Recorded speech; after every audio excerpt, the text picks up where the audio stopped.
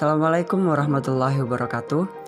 Ya, di sini kami dari mahasiswa Politeknik Kesehatan Kemenkes Malang, Prodi D3 Analisis Farmasi dan Makanan, ingin memberikan pengertian sedikit tentang bakteri Shigella meliputi klasifikasi, morfologi, habitat, spesies, patogenesis, dan cara identifikasi bakteri Shigella. Kami dari kelompok 8 dan ini adalah anggota kelompok kami. Kata pepatah, tak kenal maka tak sayang.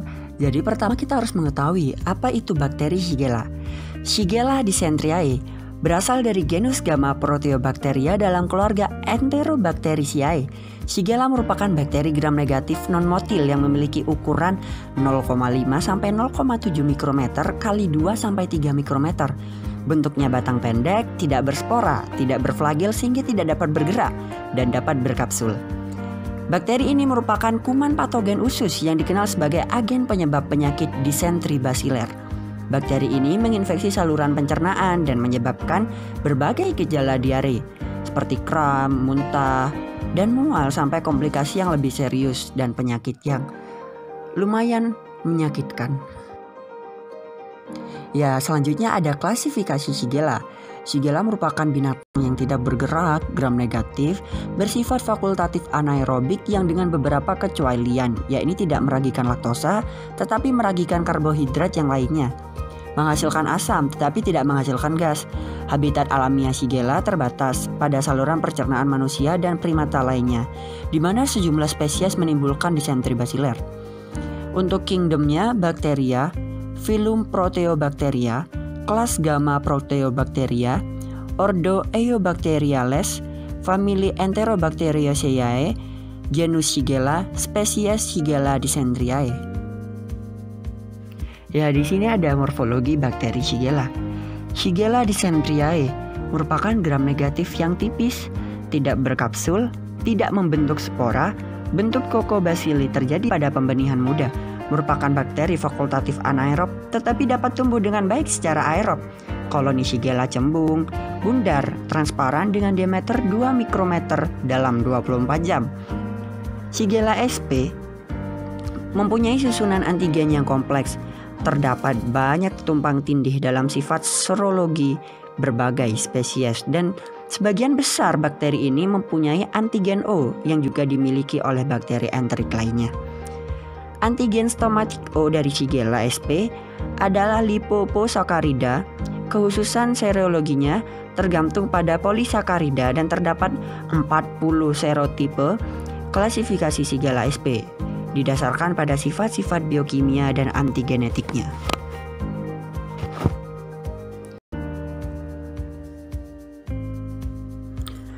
Habitat alami dari Shigella dysenteriae terbatas pada usus besar, manusia, dan binatang menyusui, di mana Shigella dysenteriae memproduksi eksitoksin yang tidak tahan panas yang mempengaruhi usus dan susunan saraf pusat.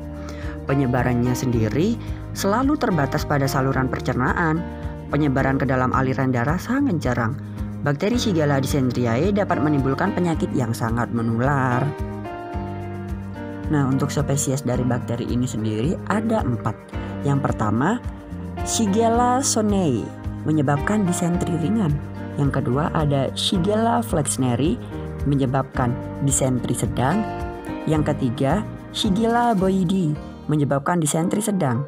Dan ada juga yang terakhir Shigella shiga menyebabkan disentri berat.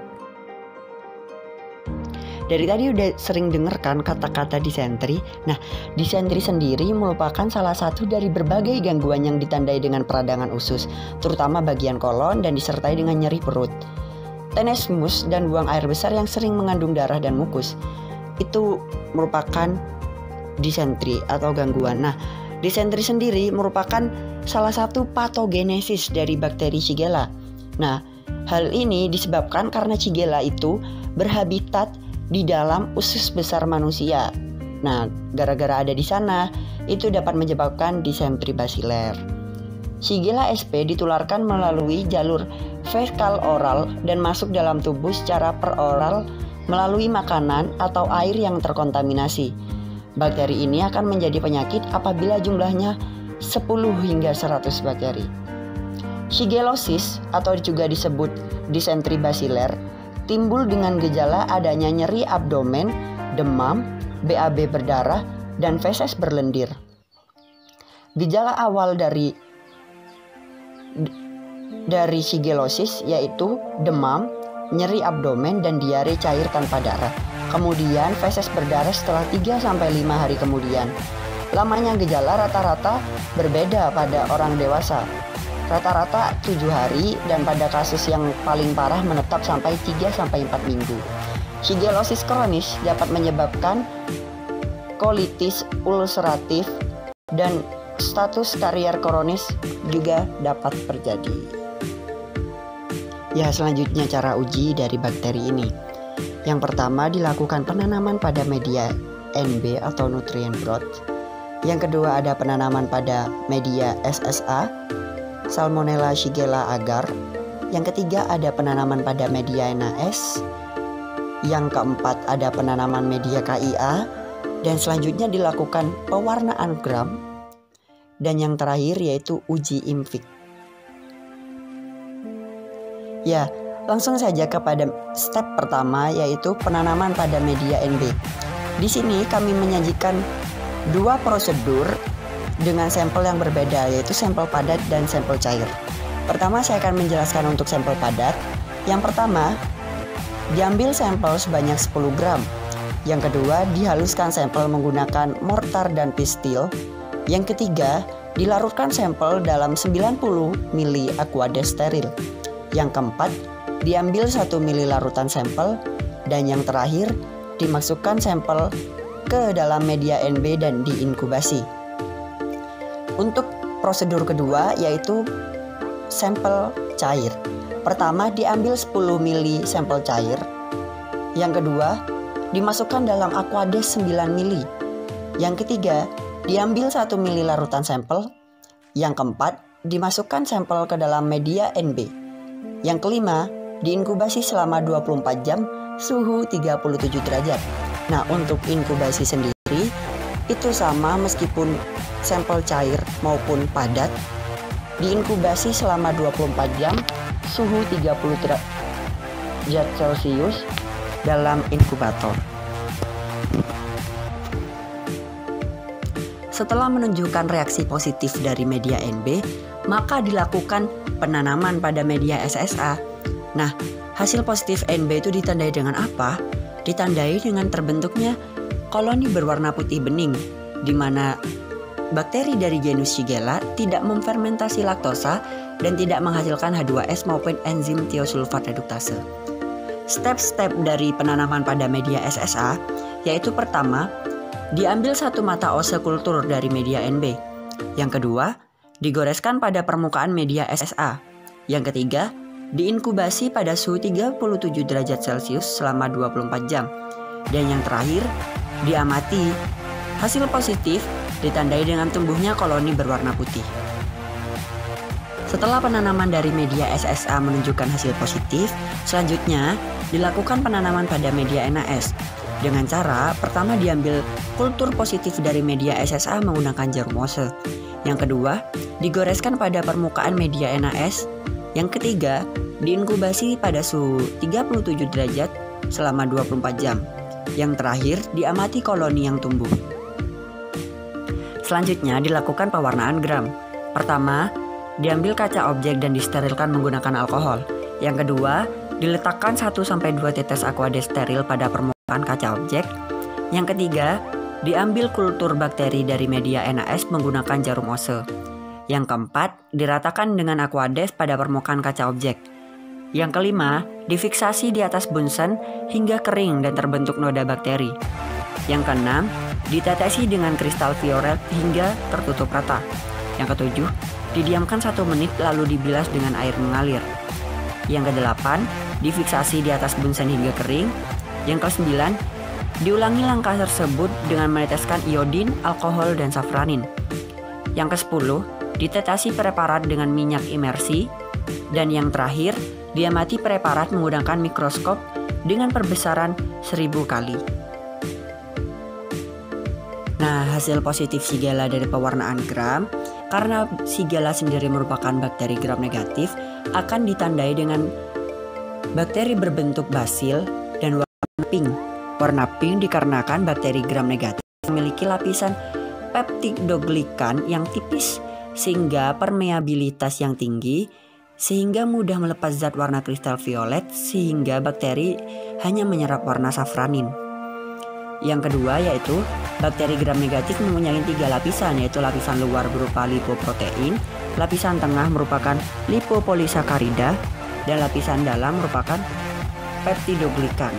Bakteri gram negatif akan berwarna merah karena lipid di dalam dinding sel akan larut karena pencucian dengan alkohol, menyebabkan lipid luruh dan menyebabkan terlepasnya zat warna kristal violet, dan bakteri akan berwarna merah muda setelah diberikan zat warna safranin. Selanjutnya dilakukan penanaman pada media KIA. Diambil kultur positif dari media SSA menggunakan jarum ose. Ditusukkan kepada media KIA lalu digoreskan pada permukaan media. Diinkubasi suhu 37 derajat Celcius selama 24 jam. Diamati, hasil positif ditandai dengan terangkatnya media ke atas, terbentuk endapan hitam pada media, terbentuk warna merah pada lereng media, dan warna kuning pada dasar media. Setelah semuanya selesai dilakukan uji, selanjutnya untuk uji terakhir sebagai uji pemastian bahwa itu bakteri Shigella, yaitu dilakukan uji INVIC. Nah, di sini ada uji indol, yang kedua ada uji methyl red, yang ketiga uji Voges first color, dan yang keempat uji citrat. Nah, yang pertama yaitu uji indol. Pertama, diambil kultur positif pada media SSA menggunakan jarum ose. Selanjutnya ditusukkan secara tegak ke dalam media SIM, sulfit indol motility. Selanjutnya diinkubasi pada suhu 37 derajat selama 24 jam. Setelah itu, ditambahkan 3 tetes reagen COVAX ke dalam tabung reaksi, yang selanjutnya dikocok pelan dan dibiarkan tabung dalam posisi tegak. Nah, hasil positif diamati dengan tanda terbentuknya cincin merah pada permukaan media. Nah, uji indol sendiri digunakan untuk mengetahui adanya enzim tryptophanase pada bakteri yang dapat menghidrolisis asam amino triptofan menjadi indol dan asam pirufat. Asam amino triptofan merupakan asam amino yang lazim terdapat pada protein, sehingga asam amino ini dengan mudah dapat digunakan oleh mikroorganisme sebagai sumber energi.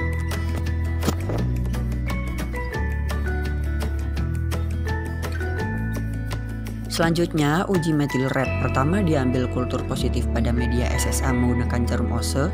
Selanjutnya, diinokulusikan ke dalam media MRVP methyl red Voges first color. Diinkubasikan pada suhu 37 derajat Celcius selama 24 jam.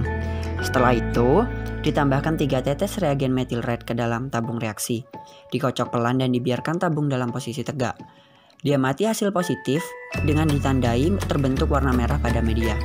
Nah, methyl red sendiri berguna untuk mendeteksi kemampuan organisme dalam memproduksi dan mempertahankan produk akhir asam stabil dari fermentasi glukosa. Methyl red adalah indikator pH dengan hasil positif berwarna merah. Selanjutnya yaitu uji Voges-Proskauer. Uji Voges-Proskauer adalah uji yang digunakan untuk mendeteksi asetonin dalam kultur cair bakteri. Warna merah menunjukkan hasil yang positif, sedangkan warna kuning atau tidak berwarna merupakan hasil negatif. Langkah-langkah untuk uji Voges-Proskauer yaitu diambil kultur positif pada media SSA menggunakan jarum ose, diinokulasikan ke dalam media MRVP atau methyl red Voges-Proskauer, diinkubasi pada suhu 37 derajat Celcius selama 24 jam, kemudian ditambahkan 0,6 ml reagen alpha-nakto 5% dan 0,5 ml KOH 40% ke dalam tabung reaksi. Dikocok pelan dan dibiarkan tabung dalam posisi tegak. Hasil positif ditandai dengan terbentuknya warna merah tua pada permukaan media. Selanjutnya ada uji citrat.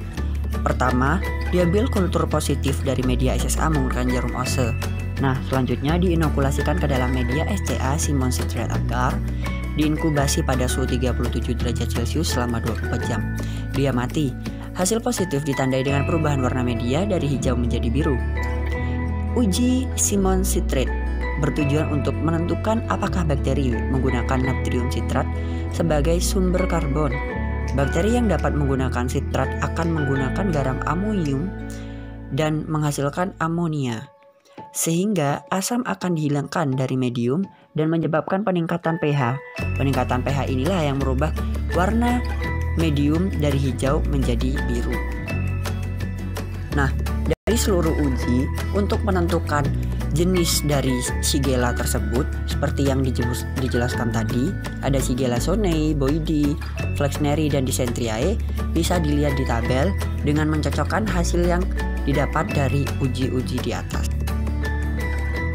Nah, yang sudah kami paparkan dari tadi, kami dapatkan dari beberapa jurnal dan buku sesuai dengan daftar pustaka yang kami cantumkan di sini. Jadi untuk kalian yang ingin tahu juga sumbernya dari mana, terus dapat dari siapa juga, terus ini valid atau tidak, bisa dilihat dari daftar referensi yang kita gunakan dalam membuat video kali ini.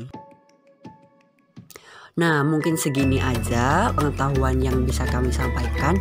Semoga yang sedikit ini bermanfaat dan mohon maaf apabila ada kesalahan.